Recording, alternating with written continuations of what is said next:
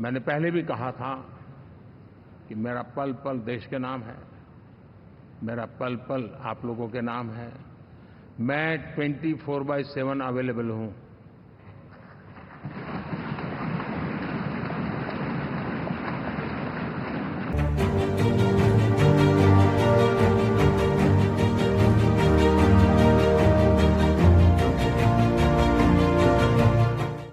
तो क्या नाम सर आपका? गगनदीप कौशिक नाम है भैया। क्या आप खुश हैं? हमारे प्रधानमंत्री फिर से नरेंद्र मोदी बन रहे हैं। जी बिल्कुल, हम तो बहुत खुश हैं। हमने वोट भी उन्हें दिया उन्हीं को वोट दिया है। जी। किस मुद्दे पे दिया है?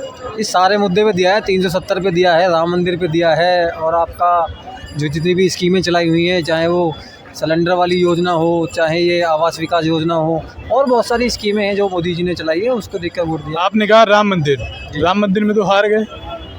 देखिए जी, वो हार गए। कुछ पार्टी के ये इंटरनल कुछ मुद्दे रहे, या जो भी पार्टी के जो पुराने कार्यकर्ता थे उनको वो थोड़ा पार्टी से खफा थे, या पार्टी की कुछ गलतियां भी रहीं, जैसे जो नए लोग दूसरे दल से आए हैं उनको पार्टी ज़्यादा तवज्जो दे रही थी, और जो पुराने कार्यकर्ता 20-20 साल से जुड़े हुए हैं थोड़ा सा उनका ध्यान नहीं रखा गया। बस ये छोटे से इंटरनल ये मुद्दे हैं, वो नेक्स्ट इलेक्शन में जो है बीजेपी कवर कर लेगी वो सब चीज़ें। बीजेपी के बहुत सारे नारे थे, जैसे कि हम जो राम को लाए हम उनको लाएंगे, और राम मंदिर एक बहुत बड़ा मुद्दा रहा है, लेकिन इसी मुद्दे पे उन्होंने सबसे कम वोट मिले। देखिए कि इस बार 400 पार था, और भी काफ़ी सारे नारे थे। देखिए, नारे तो चुनावों में चलते ही हैं, ठीक है, पर पार्टी ने पहले क्या काम किया है और पार्टी आगे क्या काम करेगी उसको देखकर वोट दिया जाता है। कांग्रेस से जुमलेबाजी नहीं चलती कि 8500 रुपये आपको खटाखट। कल की डेट में आप देखेंगे तो बेंगलोर और कानपुर के कार्यालय में कांग्रेस में महिलाओं की लाइन लग गई कि लाओ हमारे पैसे दो हम। बिल्कुल, समझ गए। और इतना पैसा जो वो खटाखट की बात करते हैं, 8500 रुपये महीना, 50 करोड़ महिला है देश के अंदर, कितना बैठता है? 40 लाख करोड़ के करीब ये पैसा जाता है। अमाउंट कहाँ से लाएंगे वो पैसा? तो देश की जीडीपी भी नहीं है। तो आपका ऐसा कहना है चुनाव में जो वादे होते हैं वो ऐसे ही होते हैं, झूठे होते हैं? चुनाव में वादे जो होते हैं वो झूठे नहीं होते। मैं ये नहीं बोल रहा हूँ कि पार्टियों के ऊपर है। अगले हमारे जो प्रधानमंत्री होंगे वो फिर से नरेंद्र मोदी जी होंगे, क्या कहना है इस पर? ये तो तय आपने मीडिया ने कर दिया है या तय हो गया है? अभी तक कुछ ये एनडीए के जो सांसद हैं उन्होंने अपना नेता चुन लिया। ठीक है, तो इससे कांग्रेस ने भी चुन लिया होगा। हाँ बिल्कुल, ठीक है, तो ऐसा तो होगा नहीं। अब उनकी होगी वोटिंग, सांसद में जाएंगे तब पता चलेगा ना कि मोदी जी ही है या उनके जो सहयोगी दल है। उनके तो 292 वोट हैं ना। 292 वोट अभी तक तो अपने पलटू चाचा है ना।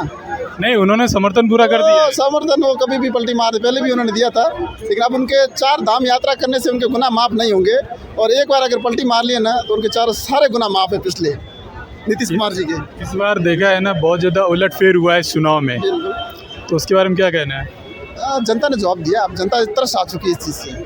बिल्कुल, जनता ने करेक्टली जवाब दिया है। इसलिए जवाब दिया है कि किसी को पूर्ण बहुमत नहीं देना चाहिए। अगर पूर्ण बहुमत देने से क्या है कि लोगों को वो परेशान करते हैं। अब ऐसे अदगर में लटका दिया है ताकि कुछ भी नाड़ापसन में लाके छोड़ दिया। और एक नारा था इस बार 400 पार, और एक था नारा राम मंदिर, ठीक है, तो वो तो कुछ हुआ ही नहीं। 400 पार का जो आप नारा बोल रहे हैं ना, वो तो 420 वाला था कि 420 हमें होने वाली थी, 400 कुछ नहीं, सिर्फ ये बाउंडर था। ये एक्चुअली 400 हवाबाजी थी, 250 भी नहीं हो पाए इनके, तो ये हवाबाजी थी। बाकी इतना कुछ लोगों को ने बिल्कुल जवाब दे दिया। ये तो हो गया चुनावी माहौल। जनता के क्या क्या मुद्दे अभी तक थे और आगे क्या रहेंगे आने वाले 5 सालों में? जब तक आप बोल रहे हैं कि बीजेपी को प्रधानमंत्री मोदी जी को चुन लिया है बीजेपी ने, तो रोजगार ठीक नहीं, रोजगार है, सब बताएंगे, रोजगार है, लेकिन सबसे बड़ा मुद्दा रोजगार पिछले 10 साल से अपन कोशिश कर रहे हैं कि रोजगार, लेकिन रोजगार पे ये सुनते ही नहीं है। तो इनसे क्यों भैया रोजगार सबसे बड़ा मुद्दा रोजगार है, पर मुद्दे ये सुनेंगे। तो महंगाई के तो पूछो मत। हुआ तो सही हुआ, जनता ने जवाब दिया, बिल्कुल करेक्ट किया। इस बार तो बहुत मजा आ गया, करेक्ट किया है। और आने वाले भविष्य में ये हो गया है कि सोच समझ कर कुछ टिप्पणी करेंगे, और उस हिसाब से लोगों की कुछ जो भी कानून वगैरह बनाएंगे ना, तो 17 बार सोचेंगे। ये चुनाव में जैसे भी बात हुई कि बहुत बड़े वादे होते हैं, मैनिफेस्टो में आता है, वैसे भी वादे होते हैं, रैलियों में बहुत बड़े वादे किए जाते हैं। दिल्ली में ऐसा बोला जा रहा था कि बीजेपी को 2 या 3 सीट मिलेंगी, लेकिन 7 में से 7 सीट मिली। तो ये तो बीजेपी को यहाँ से दिल्ली से जो सीटें मिली ना, वो मोदी जी के एकदम प्रॉपरली मिली।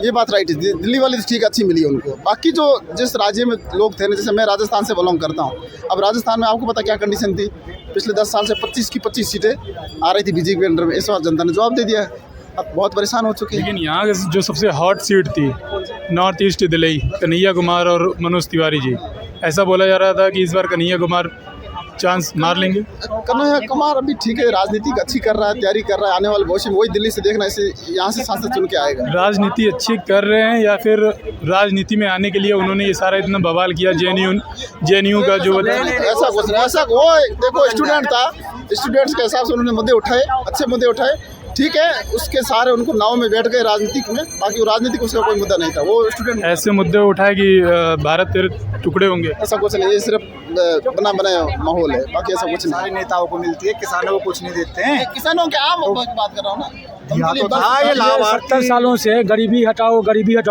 मुद्दा है, गरीबी नहीं हटी। अब मोदी जी 10 साल में उनके पास कोई जादू का छड़ी है जो सबको करोड़पति बना देंगे? जो काम 70 सालों में नहीं हुआ और वो काम के पिछले 5-10 वर्षों में हो जाएगा। फिर भी उन्होंने 25 करोड़ को गरीबी रेखा से ऊपर लाया है।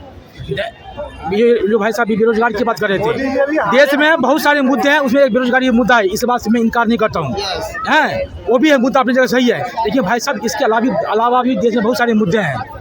इस देश में रातों रात 25 लाख कश्मीरी पंडित को वहाँ से विस्थापित कर दिया गया, क्या वो देश में मुद्दा नहीं है? उसको घर नहीं मिलना चाहिए?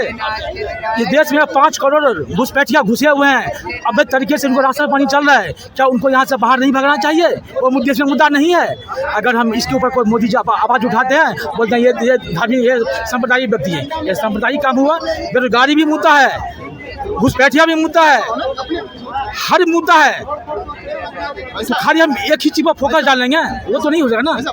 मैंने बुरा नहीं, मैं आपकी बातों में एक बार भी टच नहीं किया हमको बोलने का मौका मिला तो थोड़ा बर्दाश्त कीजिए ना, मैं आपको बात नहीं किया है। कम से कम आप भी कबूल कीजिए, अगर वो हादसा आपके ऊपर में होता, रातों रात आपको घर से कोई बेदखल कर देगा, तो आपके ऊपर में क्या गुजरेगा भाई साहब? क्या गुजरेगा बताइए, माइक दीजिए इनको, इसका जवाब दीजिए। जिसका भी दर्द होता है, जिसको दर्द होता है, 40 साल हो गए उसका, वो कब वो विस्थापित जो लोग गए थे उनको घर कब मिलना चाहिए? इसके ऊपर आवाज कोई किसी ने उठाया? क्यों नहीं उठाने? कौन उठाया? जो आवाज उठाया, जो मोदी जी को मानते हैं ना, मोदी जी ने मानते हैं, तभी तो लगातार 3 बार सरकार बढ़ रही है। देश की जनता चाह रही है भाई साहब, चाह रही है ना। मैं बताऊँ, राम मंदिर बना है ना, अब वैसे धर्म की बात नहीं करनी चाहिए, धर्म की बात नहीं, वो भी बनना चाहिए ना, मंदिर थोड़ा कैसा बनना नहीं चाहिए। मंदिर बना है ना, तो अब मंदिर बनने का मुद्दा खत्म होगा, अच्छी बात है। तो ऐसा कैसा ये भी मुद्दा बनाओ कि कश्मीर का वो भी मुद्दा है, लेकिन उसके ऊपर कोई आवाज उठाना ना, एक सिंगल मोदी जी आवाज उठाए, आज तक कांग्रेस ने कभी भाई साहब बात भगा दिया गया था। ये छोटी मोटी बात नहीं है, ये देश के लोग अपने ही देश में विस्थापित जिंदगी अभी तक जी रहे हैं, उसके ऊपर आज तक कांग्रेस ने आवाज नहीं उठाई। कितना दुख दर्द वाला बात है, ये शर्म आती है बोलने के लिए, उसमें कोई आवाज़ नहीं उठाता है। बेरोजगारी, अरे बेरोजगारी इतना कम हो रहा है, क्या उसमें आदमी को रोजगार नहीं मिल रहा है? रोज 40 मोदी जमाने रोज पर डे 40 किलोमीटर रोज बन रहा है, क्या उसमें मजदूर को नौकरी काम नहीं मिल रहा है? सरकारी नौकरी रोजगार होता है? मैं सरकारी नहीं, आप बोलिए सरकारी नौकरी रोजगार मिलता है? नहीं, सरकारी नौकरी रोजगार तो मिडिल क्लास वाले लोगों के लिए है ना, उनका तो एक यही है कि सरकारी नौकरी। आप बोलते हैं गरीबी है, यहाँ जितने भाई साहब खड़े हैं सब तो अपने गरीब बोलेंगे, लेकिन हर आदमी के जेब में 20-25 हज़ार का मोबाइल है, ये गरीबी का निशानी है? इसको आप गरीब बोलते हैं? आज से 10 साल पहले भाई साहब कोई किसी को कॉल नहीं करता था, मिस कॉल मारता था, मिस कॉल। आज वो आदमी घंटों बात कर रहा है, आज वो आदमी 10 साल बाद घंटों बात कर रहा है मोबाइल पे, क्या ये गरीबी का निशानी है? 10 साल पहले कोई मिस कॉल मारता था भाई साहब, कोई किसी को कॉल नहीं करता था। मैं बड़े पब्लिक के बीच में बोल रहा हूँ, 10 साल पहले कोई भाई साहब है जो कॉल करता था, मिस कॉल मारता था? आज मोदी जी की वजह से दादा कह रहे जितना पहले इन्फ्लेशन जो है, जो महंगाई है, ये तो 70